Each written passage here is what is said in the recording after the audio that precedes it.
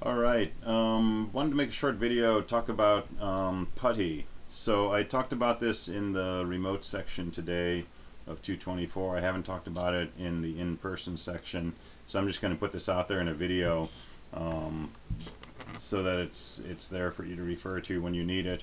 If you're on a Windows machine, you're probably using Putty to connect to the Linux server. And there's a few tricks you should know that can make Putty work a little better for you. So I'm on a Linux machine here, but I can still run Putty. The exact layout of some of this may be different on your Windows version, but you can hunt around and find these. So normally when you do this, you type in the server name and you click open, and it opens a tiny little window, and you type in your username and you type in your password and you're good to go. There's ways we can improve on this experience. So the first thing I'm going to do is I'm going to take advantage of the default settings, and I'm going to click default settings and say save. And now next time I run Putty, that thing that I already typed in here for the host name, it's already there. I don't have to keep typing it, right? Not a big deal, but it makes things just a little easier.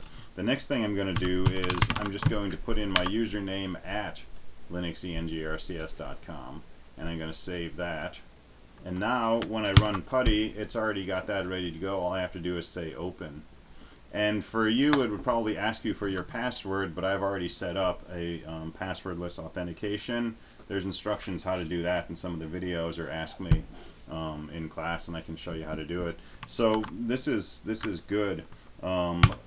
Bring up Putty. I don't have to actually click on open because the host name is highlighted. I can just hit the enter key, and bang, I'm logged in and I'm ready to start going. So that's if I want to do something, I've got an idea. I don't have to spend 30 seconds typing, remembering my name, password, all that kind of stuff. It lets me just get in there really quickly. So that's one thing, right? And the real key to that is the default settings.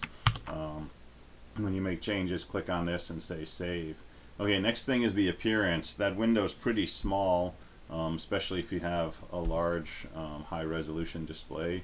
So I can come down here under fonts and I can say change the font, and I don't know, I'll just pick something like Fremantle, and I can do like 16-point font and set that up. You can also set colors. White text on a black background I find kind of hard to read, so I don't know. Let's see what this does. Let me go ahead and save this and say open. And well, it's still white on green. It made my cursor green. So let's just set this up by hand.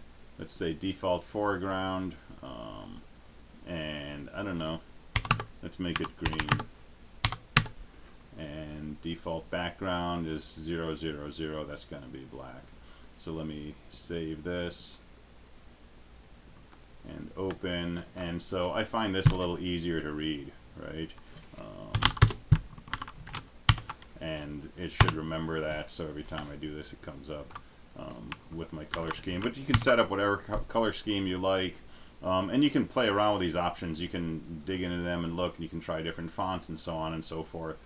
So that's the second thing, is changing the appearance of it. The third thing is copy and paste. So when you go in right now, if I have some word I want to copy, I can right click and it doesn't do anything.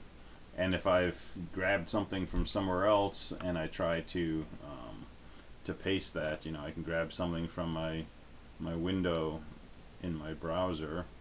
I can copy that, but I can't paste it, right? My right click button doesn't work. I don't have a menu bar, and so on. We can change all of that.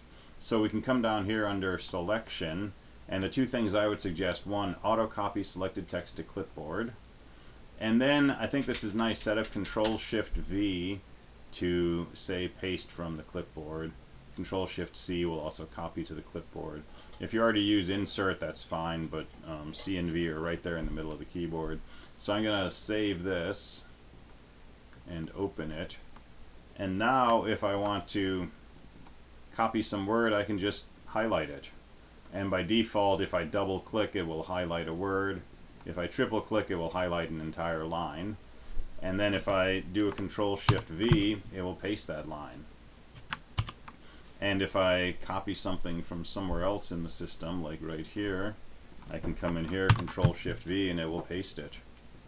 So that makes my life a little easier, right? Because now I can use copy and paste that I'm used to using, and again, that will be persistent if you save it in the settings. So that was selection, auto copy selected text to clipboard, and then Control Shift C and V, work with the clipboard. So just some things to keep in mind that can help.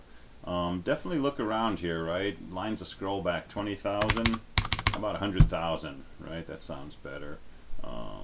So let's save that. And now, you know, if you've got a bunch of text in your window, you can scroll back and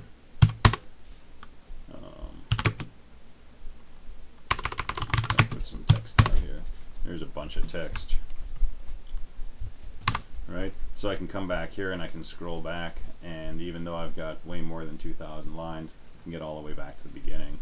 So look at the options, find ones that you like, experiment, tailor it, customize it, make it your own, save it under the default settings. It's there next time you want to run.